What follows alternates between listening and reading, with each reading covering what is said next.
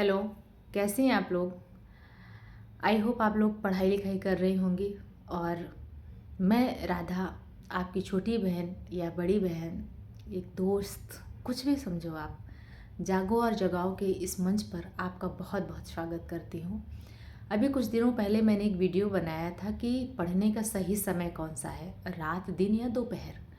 उसमें एक दीदी ने मेरे कमेंट किया था कि शादीशुदा महिलाओं के पढ़ने का सही समय क्या है, इस पर भी एक वीडियो बनाएं।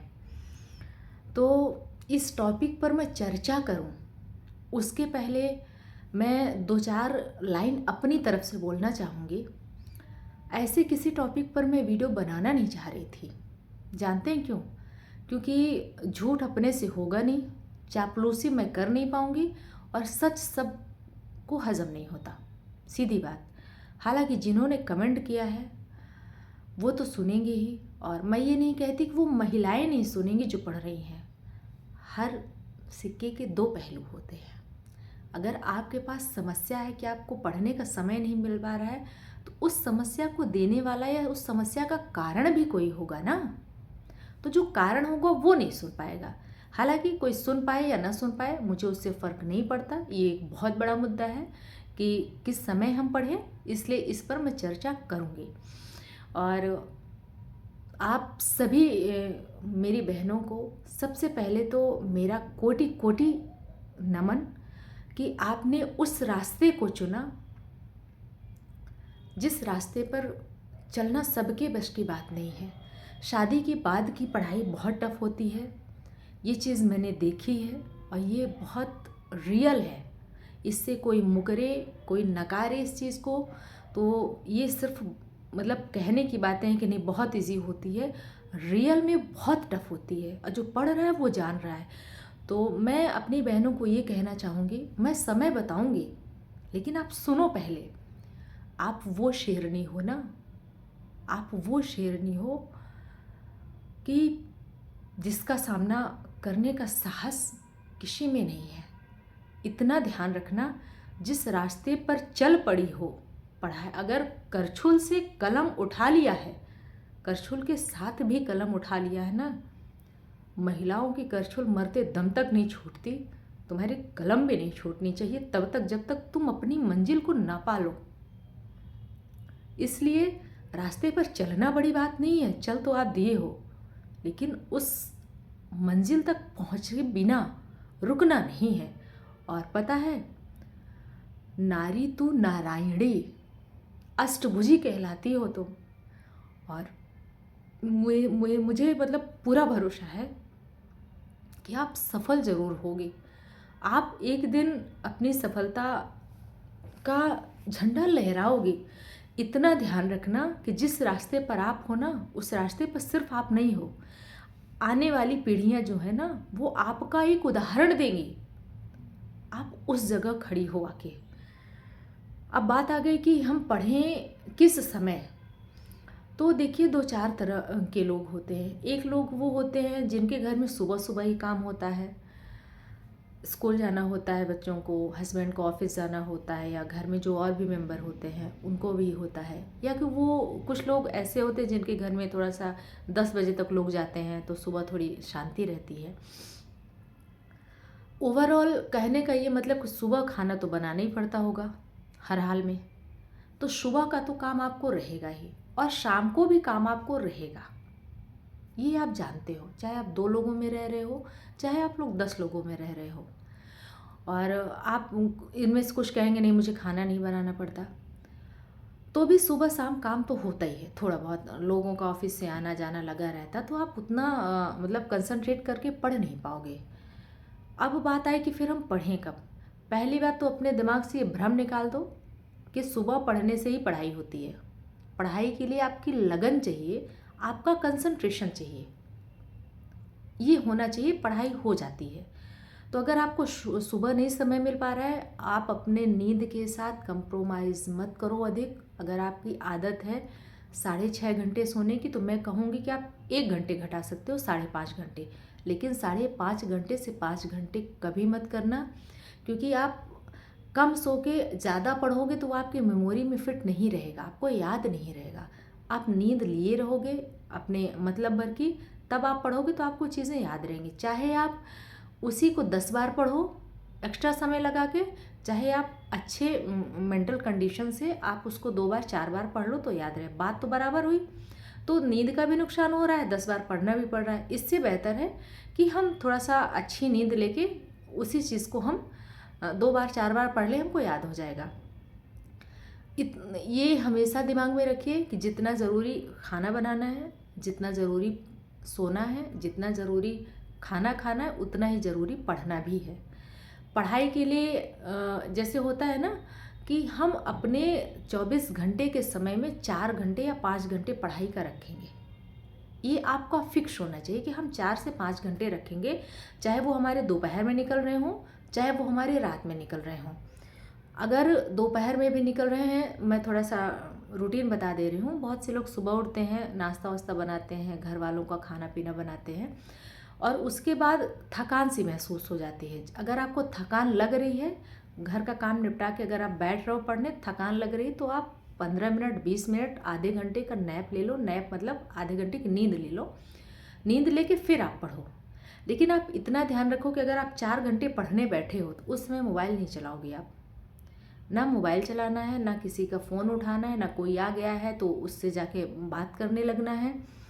आप लोगों के लिए पढ़ने का सही समय से सबसे अधिक ज़रूरी पता है क्या है?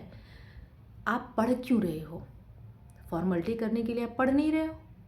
और इतनी बात मेरी याद रखना हमेशा कि लगभग 99% फैमिली में अगर बहू पढ़ रही है ना तो वो एहसान नहीं कर रही है। आप भी इस बात को जानते हो। पढ़ के एहसान बेटी करती है, बहू नहीं। ये लगभग हर फैमिली का किस्सा है। अगर आप पढ़ रहे हो तो आपके ऊपर प्रेशर होगा कि खाना भी बनाओ, नहीं भी गलती होगी तो भी गलती निकाली जाएगी। उस सिचुएशन में क्या करना है, आपके फैमिली मेम्बर्स में या जो देखो हर फैमिली में कुछ ना कुछ लोग ऐसे होते हैं जो आपको पसंद नहीं करते, तो उनकी बातों को आप दिमाग में मत बैठाओ। वो जानबूझ के आपको बोलने आएंगी ताकि इसकी पढ़ाई डिस्टर्ब हो। आप जानते हो ना, जब आप आगे बढ़ने लगते हो ना तो लोग आपका टांग खींचने आ जाते हैं पहले, ये आगे ना बढ़ने पाए। आपके दुख से कोई दुखी नहीं होगा, आपके सुख से दुखी होंगे लोग। उसी घर में 10 महिलाएं हैं, घर में या रिश्तेदारी में 10 में से 8 नहीं पढ़ रही हैं, 2 पढ़ रही हैं, तो उन 8 से 2 का पढ़ना नहीं देखा जाएगा। ये 100% सही बात है। मैं इसीलिए इस टॉपिक पे बोल नहीं रही थी, क्योंकि मैं फिर रिपीट कर रही हूँ ना कि मुझसे मतलब चापलूसी होगी नहीं, सच सब सुन नहीं पाएंगे। उन 8 महिलाओं से ही पढ़ना नहीं देखा जाएगा, उन 2 महिलाओं का। तो वो 8 मिलके ऐसा माहौल क्रिएट करेंगी ना कि आपको लगेगा कि मैं पढ़ नहीं रही हूँ, मैं कोई बहुत बड़ा क्राइम कर रही हूँ। ऐसा फील आने लगता है कि जैसे मैं बहुत बड़ा क्राइम कर रही हूँ। तो आप पहली बात तो ये क्लियर रखो कि आप एक बहुत अच्छे रास्ते पर हो। उस रास्ते में चलने का साहस सबको नहीं होता। महिलाएं बहुत थीं, रानियां बहुत हुई, लेकिन लक्ष्मीबाई सब नहीं हुई। ये ध्यान रखना। अगर आप कहो कि हम रानी भी रहे आए और लक्ष्मीबाई भी बने रहें, तो दोनों तो बड़ा मुश्किल है। रानी बने रहने के लिए, लक्ष्मीबाई बने रहने के लिए ना आपको योद्धा भी बनना पड़ेगा, तब आप दोनों बने रह पाओगे। जब तक आप योद्धा नहीं बनोगे तब तक दोनों बन ही नहीं सकते। ऐसे लोगों से सतर्क रहें और आप उसी जगह खड़े होइए, उसी जगह बैठिए, वही फ़ोन रिसीव करिए जिस फ़ोन को उठाने से, जिस जगह ना जाने से कोई बहुत बड़ी समस्या आ रही हो, बहुत बड़ा कोई काम रुक रहा हो। बाकी आप राष्ट्रपति नहीं है, प्रधानमंत्री नहीं है कि आप नहीं जाएंगी। 2 महिलाएं बैठ के चुगली कर रही हैं, दूसरे का हाल चाल ले रही हैं, आपको बुला रही हैं, आ जाओ वहाँ का हाल बताएं। तो अगर आप हाल सुनने नहीं जाएंगे तो उनका घर बर्बाद हो जाएगा, वो बन जाएगा। आप नहीं जाएंगे तो उनका कुछ नहीं होगा, लेकिन आपका डेफिनेटली नुकसान हो जाएगा, आपका पढ़ाई का नुकसान हो जाएगा। इसलिए आप उसी जगह जाइए जहाँ न जाने से आपका काम रुक रहा हो। अदरवाइज़ पढ़ने का बहुत लिमिटेड टाइम है और उस समय में अगर आपने गप्पेबाजी में समय अपना बर्बाद किया तो उसके ज़िम्मेदार आप होंगी, कोई दूसरा नहीं होगा। क्योंकि आपको खाना भी बनाना है, आपको फैमिली मेम्बर्स भी देखने हैं। कभी घर में कुछ लोग बढ़ गए, गेस्ट आ गए, तो उनके लिए भी खाना एक्स्ट्रा बनाना होता है। 24 ही घंटे हैं, आपको भगवान 48 घंटे नहीं देंगे एक दिन के लिए, उसी में आपको सब कुछ मैनेज करना है। तो आप खाना बनाने का टाइम नहीं काट सकते, आप अपने फैमिली मेम्बर्स के साथ टाइम स्पेंड करने का टाइम नहीं काट सकती। फैमिली मेम्बर्स कहने का सेंस जैसे हस्बैंड के साथ टाइम, वाइफ या फिर कुछ लोग और भी होते हैं घर में, सास ससुर बैठते भी हैं लोग कुछ, तो उनके साथ का टाइम आप नहीं काट सकते। तो पढ़ाई का टाइम क्यों काटना आपको।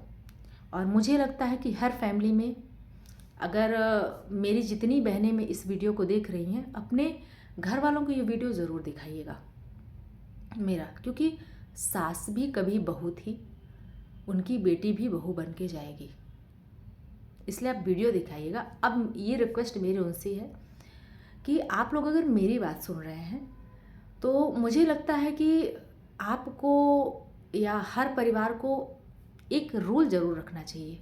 अपने परिवार में एक नियम होना चाहिए।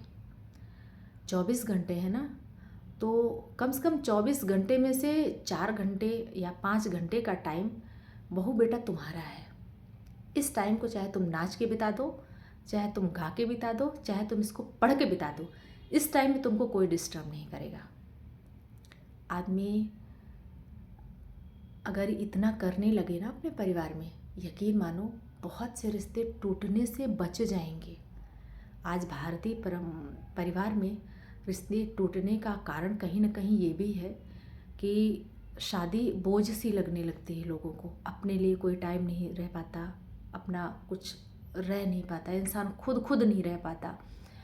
तो फिर जब बोझ हो जाती है कोई चीज़, तो फिर जाहिर सी बात है कि वो कहीं ना कहीं उसमें विस्फोट तो होना ही है। वीडियो बहुत लंबा जा रहा है, बोलने को इसमें बहुत कुछ है मेरे पास, और मैं बोलूँगी। जिस दिन मैं सक्सेस हो गई उस दिन आऊँगी मैं सबके सामने। पता है, मैं भी एक लड़की हूँ और मैं चाहती हूँ को बोलूँ। बहुत कुछ सोच के लाइफ की सिचुएशंस को देखते हुए चुप हूँ मैं, बाकी मुझसे इन टॉपिक्स में चुप नहीं रहा जाता। मुझे तकलीफ़ होती है ये देख कर कि समाज में क्या चल रहा है। क्या हम लड़के इंसान नहीं हैं? हमें जीने का हक नहीं है?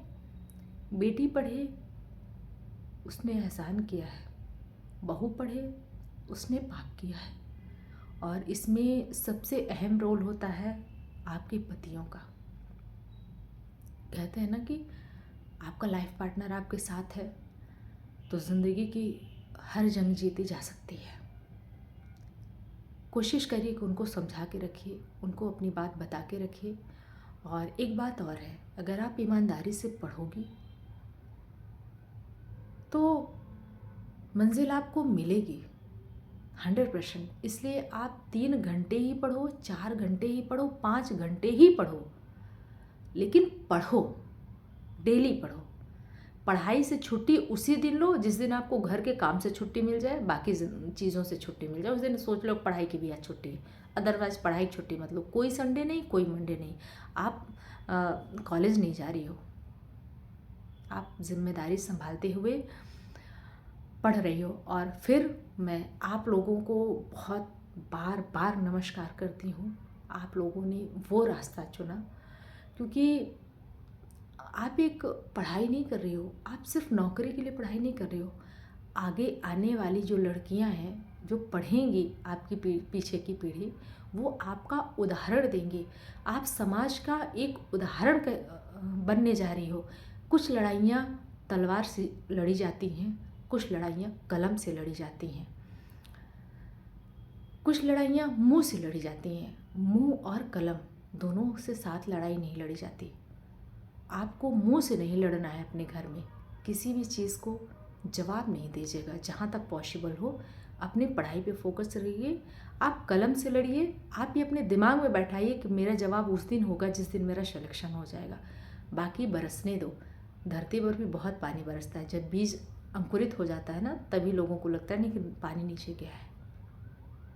इसलिए बारंबार आपको नमन है, जिस रास्ते पर हो मंजिल के पहले रुकना नहीं, और आप जीतोगे एक दिन। रिपीट अगेन, नारी तू नारायणी। धन्यवाद।